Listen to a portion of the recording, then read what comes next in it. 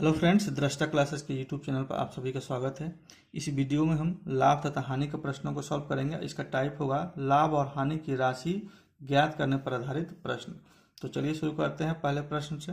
प्रश्न दिया हुआ है कि एक वस्तु 12.5% लाभ पर 2250 रुपये में बेची गई, लाभ की राशि ज्ञात करें। यहाँ 2250 रुपया में बेची गई बोल रहा है, यानी कि सेलिंग प्राइस इसका क्या है, इसका सेलिंग प्राइस कितना है, 2250 रुपया। ठीक है, यहाँ लाभ दिया हुआ है, लाभ प्रतिशत यानी कि प्रॉफिट परसेंटेज कितना दिया है, 12.5%। ठीक है, और निकालना क्या है, प्रॉफिट। हमको क्या निकालना है, प्रॉफिट निकालना है। प्रॉफिट परसेंटेज ये दिया हुआ है और निकालना क्या है, प्रॉफिट। तो प्रॉफिट कैसे निकलता है, प्रॉफिट हमारा निकालने का फॉर्मूला क्या होता है, प्रॉफिट निकालने का फॉर्मूला होता है प्रॉफिट बराबर selling price minus cost price. ठीक है, सेलिंग प्राइस में से कॉस्ट प्राइस को माइनस कर देते हैं तो क्या निकलता है, प्रॉफिट निकलता है। ठीक है, तो हमें यहाँ क्या दिया हुआ है, सेलिंग प्राइस दिया हुआ है तो कॉस्ट प्राइस पर निकालेंगे। तो कॉस्ट प्राइस गुने, अच्छा यहाँ बोल रहा है बोला है यहाँ पर 12.5% के लाभ पर बेचा गया, उसके बाद ये सेलिंग प्राइस होता है 2250 रुपया। तो हमने क्या बताया था कंसेप्ट में कि अगर लाभ बोले तो हम क्या करते हैं, 100% में क्या 12.5% को जोड़ देंगे, यानी कि क्या हो जाएगा 112.5% बराबर क्या हो जाएगा 2250। फिर से समझिए, जब भी लाभ होता है और लाभ को जोड़ के जो सेलिंग प्राइस बनता है क्या होता है, कॉस्ट प्राइस अपने आप में 100% होता है, और यहाँ बोल रहा है कि 12.5% लाभ हुआ, यानी कि कॉस्ट प्राइस में क्या करेंगे हम, यानी कि 100% में 12.5% को जोड़ देंगे तो क्या हो जाएगा 112%, यानी कॉस्ट प्राइस का क्या 112% जो होगा वो क्या हो जाएगा, सेलिंग प्राइस होगा। ये क्या है, ये सेलिंग प्राइस है। या फिर फॉर्मूला आप यहाँ लिख लीजिए, कॉस्ट प्राइस गुने 100 प्लस प्रॉफिट बट्टा 100 बराबर सेलिंग प्राइस, ये फॉर्मूला होता है। ठीक है, मैंने ये नहीं लिखा, मैंने डायरेक्ट लिख लिया। ठीक है, तो इसको निकालेंगे क्या हो जाएगा, सीपी गुने 112.5 बट्टा 100 बराबर 2250 रुपया। तो सीपी क्या हो जाएगा 2250, ये ऊपर में जाएगा गुना हो जाएगा 100 बट्टा 112.5। ये दशमलव हटाने के लिए मैंने क्या किया, 10 से गुना कर दिया। ठीक है, अच्छा ये 2 बार में कट जाएगा, 1125 में 2 से गुना करेंगे क्या हो जाएगा 2250 रुपये हो जाएगा। तो सेलिंग कॉस्ट प्राइस कितना आ जाएगा, इसको गुना करेंगे क्या हो जाएगा 2000 हो जाएगा। यानी कि कॉस्ट प्राइस क्या आ गया 2000 रुपया, और सेलिंग प्राइस क्या दिया हुआ है, इतना दिया है। तो प्रॉफिट निकालना है, तो प्रॉफिट यहाँ फॉर्मूला लिखा है ना, तो क्या हो जाएगा, प्रॉफिट कैसे निकलेगा, कॉस्ट प्राइस क्या है 2250 रुपया माइनस सेलिंग सॉरी ये जो 2250 रुपया क्या है सेलिंग प्राइस है, कॉस्ट प्राइस क्या है 2000 रुपया। तो घट जाएगा तो कितना हो जाएगा, घट जाएगा तो हो जाएगा 250 रुपया। यही हमारा आंसर हो जाएगा। अगला प्रश्न दिया हुआ है, एक घड़ी की अंकित मूल्य 4750 रुपया है तथा उसकी बिक्री पर 12.5% की छूट दी जाती है। यदि दुकानदार ने उस घड़ी को 3850 रुपये में खरीदा है तो उसका लाभ कितना होगा। तो हमें यहाँ पर क्या क्या दिया हुआ है क्वेश्चन में, ये देखिए अंकित मूल्य दिया है। अंकित मूल्य का मतलब क्या है, मार्केट प्राइस दिया है कितना 4750 रुपया। ठीक है, फिर यहाँ पर डिस्काउंट दिया है, डिस्काउंट प्रतिशत दिया है हमको यहाँ पर कितना 12.5%। ठीक है, और यहाँ निकालना क्या है, अच्छा एक चीज और यहाँ दिया हुआ है, कह रहा है कि दुकानदार ने घड़ी को कितना 3850 में खरीदा, यानी कि कॉस्ट प्राइस कितना दिया हुआ है, कॉस्ट प्राइस दिया हुआ है 3850, और निकालना क्या है, लाभ निकालना है, यानी कि प्रॉफिट यहाँ पर निकालना है। ठीक है, तो वही बात है कि प्रॉफिट कैसे निकलता है, पिछले क्वेश्चन में मैंने बताया था कि प्रॉफिट क्या होता है, सेलिंग प्राइस में से कॉस्ट प्राइस को माइनस करते हैं तो निकलता है। ठीक है, तो यहाँ हमको क्या दिया हुआ है, कॉस्ट प्राइस सिर्फ दिया हुआ है। ठीक है, तो सेलिंग प्राइस निकालना है, तो सेलिंग प्राइस हमें यहाँ नहीं दिया है, मार्केट प्राइस दिया है। तो सेलिंग प्राइस कैसे निकलता है, सेलिंग प्राइस जो होता है मार्केट प्राइस गुने 100 माइनस डिस्काउंट बट्टा 100, ये फॉर्मूला होता है। मैंने आपको पहले भी बताया था कि जो छूट होता है वो क्या होता है, मार्केट प्राइस पर कैलकुलेट होता है। ठीक है, तो ये मार्केट प्राइस पर कैलकुलेट होता है 100 माइनस डिस्काउंट, तो क्या हो जाएगा, ये मार्केट प्राइस कितना दिया हुआ है 4750 रुपया, गुने 100 माइनस डिस्काउंट, यानी कि 100 में से ये 12% घटा लेंगे, मैं डायरेक्ट लिख रहा हूं। ठीक है, तो क्या हो जाएगा 88%, यानी कि 88 है बट्टा 100। ठीक है, देखिए यहां 100 माइनस डिस्काउंट है, तो 100 में से जब 12 को घटाएंगे तो क्या हो जाएगा 88, और नीचे बट्टा 100 हो जाएगा। ठीक है, अब इसको सॉल्व करेंगे तो 10 से 10 कट जाएगा ये। ठीक है, ये 2 से कटेंगे तो 5 हो जाएगा, ये हो जाएगा 44, इसको काटेंगे तो क्या हो जाएगा 5 से 9 5 45 और 50 25, ये गुना होगा तो कितना हो जाएगा, ये गुना होगा तो 95 में 44 से गुना करेंगे तो क्या हो जाएगा 4180, तो ये क्या आया सेलिंग प्राइस। ठीक है, तो आपको हमको सेलिंग प्राइस मिल गया, यहां से कॉस्ट प्राइस मिल गया, तो हम निकाल लेंगे प्रॉफिट। सेलिंग प्राइस कितना दिया हुआ है 8180 माइनस इस फॉर्मूला से, इस फॉर्मूला को यहाँ हम पुट कर रहे हैं वैल्यू को, तो क्या हो जाएगा यहाँ 4750 कॉस्ट प्राइस, इसको घटाएंगे तो कितना हो जाएगा 330 रुपया, यही हमारा आंसर हो जाएगा। अगला प्रश्न दिया हुआ है कि एक दुकानदार फल खरीदने और बेचने में, यहाँ क्या बोल रहा है, खरीदने में और बेचने में कम तौल का उपयोग करके, कम तौल के उपयोग करके 25% तक धोखा देता है, तो उसका कुल लाभ प्रतिशत कितना होगा। फिर से क्वेश्चन को समझिए, एक दुकानदार है, वो क्या कर रहा है, खरीदने में भी और बेचने में भी कम तौल का इस्तेमाल करता है, यानी कि वह वेट में धोखा करता है। ठीक है, और जो धोखा करता है वो कितना है 25% तक। ठीक है, तो बोल रहा है क्या कि कुल लाभ प्रतिशत निकालिए, तो खरीदने में लाभ कितना है, इसको खरीदने में लाभ प्रतिशत कितना है 25%, और बेचने में कितना है, बेचने में लाभ प्रतिशत, बेचने में लाभ प्रतिशत भी कितना है 25%, तो कुल लाभ निकालना है, कुल लाभ प्रतिशत निकालने का फॉर्मूला क्या है, x plus Y plus X Y बट्टा 100। ठीक है, इसमें हम वैल्यू पुट कर देंगे, आंसर निकल जाएगा, तो क्या हो जाएगा 25 x की वैल्यू, इसको हमने x मान लिया है और इसको y मान लिया है, तो क्या आ जाएगा 25 प्लस 25 गुने 25 बट्टा 100, 25 और 25 कितना हो जाएगा 50, प्लस 25 में 25 से गुना होगा तो कितना हो जाएगा ये 625, और 100 से भाग देंगे तो क्या हो जाएगा 6.25।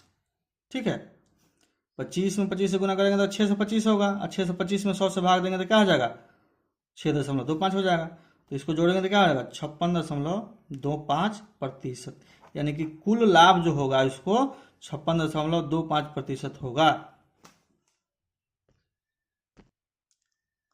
अगला प्रश्न दिया हुआ है कि जीवा ने एक वस्तु को 2500 रुपये में खरीदा तथा उसे क्रय मूल्य से 25% ज्यादा मूल्य पर बेचा तथा उस पर 125 रुपया कर अर्थात टैक्स अदा किए, रुपये में इसका लाभ ज्ञात करें। तो क्या क्या क्वेश्चन में दिया हुआ है पहले हम लिख लेते हैं।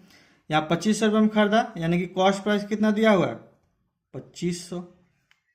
ठीक है, फिर बोल रहा है कि क्रय मूल्य से 25% ज्यादा मूल्य पर बेचा, तो प्रॉफिट कितना हो रहा है, यहाँ पर प्रॉफिट परसेंटेज कितना है 25%। आगे बोल रहा है कि 125 पर टैक्स देता है, तो टैक्स कितना है 125 रुपया, और निकालना क्या है हमको प्रॉफिट। कंफ्यूज मत होइएगा, यहाँ प्रॉफिट परसेंटेज दिया हुआ है और निकालना है प्रॉफिट, यानी कि मतलब प्रॉफिट का मतलब क्या है कि ये रुपये में निकालना है, और यहाँ परसेंटेज में दिया हुआ है। ठीक है, तो प्रॉफिट निकालते हैं हम कैसे हैं, प्रॉफिट बराबर selling price minus cost price, लेकिन हमको क्या यहाँ दिया हुआ है क्या कॉस्ट प्राइस, लेकिन हमको सेलिंग प्राइस निकालना पड़ेगा। ठीक है, तो सेलिंग प्राइस निकाल देंगे। तो सेलिंग प्राइस कैसे निकालते हैं? यहाँ देखिए 2500 रुपया क्या है, कॉस्ट प्राइस है, और 25% का लाभ हो रहा है, यानी कि इसका क्या कर देंगे 100 + 25 यानी 125% जब अगर हम निकाल देंगे तब क्या हो जाएगा, ये सेलिंग प्राइस बन जाएगा। फिर से समझिए, कॉस्ट प्राइस ये दिया हुआ है, अब बोल रहा है कि 25% लाभ हो रहा है, यानी कि इसमें हम 25% जोड़ेंगे। ठीक है, तो हमने क्या किया 125% इसका निकाल लिया। इसके पहले हमने बहुत सारे क्वेश्चन ऐसे किए हैं। ठीक है, या फिर आप फॉर्मूला लिख लीजिए यहाँ, सेलिंग प्राइस क्या होता है CP गुने 100 प्लस प्रॉफिट बट्टा 100, ये फॉर्मूला हो गया। या फिर आप डायरेक्ट यहाँ लिख लीजिए ऐसा, तो इसको निकाल लेंगे। ठीक है, तो ये हो जाएगा 2500 गुने 125 बटा 100, ये 2 जीरो से 2 जीरो कट जाएगा। ठीक है, तो ये कितना हो जाएगा, तो 25 में 125 से गुना करेंगे तो कितना हो जाएगा 3125 हो जाएगा। तो अब हमको ये क्या निकल के आ गया, सेलिंग प्राइस। ठीक है, तो प्रॉफिट हम निकाल लेंगे। तो प्रॉफिट, लेकिन इस क्वेश्चन में एक चीज और ध्यान देना है, यहां जो है प्रॉफिट कैसे निकलेगा, देखिए प्रॉफिट बराबर selling price minus cost price तो होता है।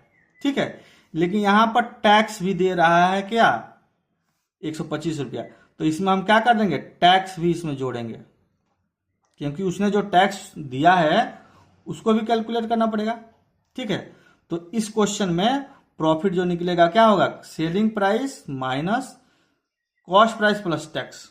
ठीक है, तो ये क्या हो जाएगा 3125 माइनस 2500 प्लस 125 बराबर कितना हो जाएगा 3125 माइनस 2625, तो ये कितना हो जाएगा 3125 में से 2625 घटेगा तो क्या हो जाएगा 500 हो जाएगा, यानी कि यही हमारा आंसर हो जाएगा।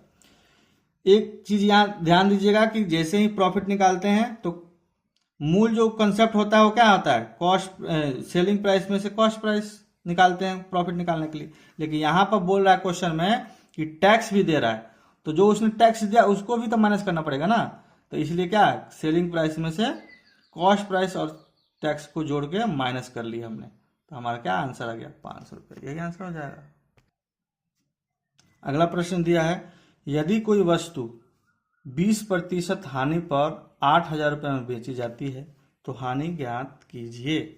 क्या क्वेश्चन में दिया हुआ है, लॉस प्रतिशत दिया हुआ है, लॉस प्रतिशत कितना दिया हुआ है 20%।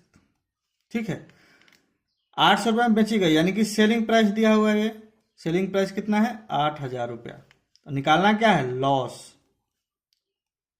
ठीक है, तो लॉस कैसे निकालते हैं, लॉस जो निकलता है कॉस्ट प्राइस में से सेलिंग प्राइस माइनस करते हैं। ठीक है, कॉस्ट प्राइस में से सेलिंग प्राइस माइनस करते हैं तो लॉस निकलता है। तो यहां हमको क्या दिया हुआ है, यहां पर हमको दिया हुआ है सेलिंग प्राइस, लेकिन कॉस्ट प्राइस नहीं दिया है। ठीक है, अच्छा एक चीज देखिए, कॉस्ट प्राइस मैंने आपको कॉन्सेप्ट में क्या बताया है कि कॉस्ट प्राइस पर लॉस कैलकुलेट होता है, और कॉस्ट प्राइस पर ही हानि और लाभ दोनों प्राप्त होते हैं। ठीक है, तो कॉस्ट प्राइस ले लिया मैंने, यहां क्या हो जाएगा, चूंकि 20% की हानि होता है तो 100 में से 20% माइनस करते हैं तो क्या हो जाएगा 80% बराबर, अब ये जो बना क्या हो गया सेलिंग प्राइस हो गया, तो सेलिंग प्राइस कितना दिया है 8,000 रुपया। ठीक है, या फिर आप फॉर्मूला लिख लीजिए। ठीक है, कॉस्ट प्राइस गुने 100 माइनस लॉस बट्टा 100। ठीक है, ये क्या हो जाएगा, ये सेलिंग प्राइस के बराबर हो जाता है, कॉस्ट प्राइस गुने 100 माइनस लॉस बट्टा 100, ये किसके बराबर होगा सेलिंग प्राइस के।